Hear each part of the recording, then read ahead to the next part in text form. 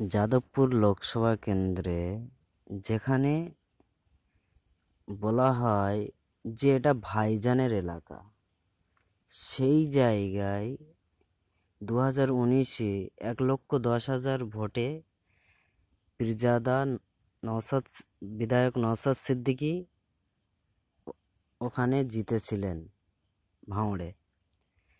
সেই জায়গায় 2024 লোকসভা কতটুকু ভোট পেয়েছে দেখে নিন। যাদবপুর লোকসভার ফলাফল: সায়নী ঘোষ টিএমসি নেতা 7,17,899 ভোট পেয়েছে। অনির্বাণ গাঙ্গুলি বিজেপি নেতা 4,59,498 ভোট পেয়েছে। সৃজন ভট্টাচার্য সিপিএম নেতা 2,58,712 ভোট পেয়েছে।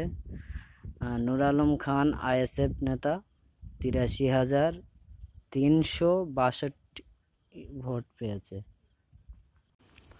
যাদবপুর লোকসভা কেন্দ্রে যিনি বিজয়ী হয়েছেন সায়নী ঘোষ টিএমসি নেতা।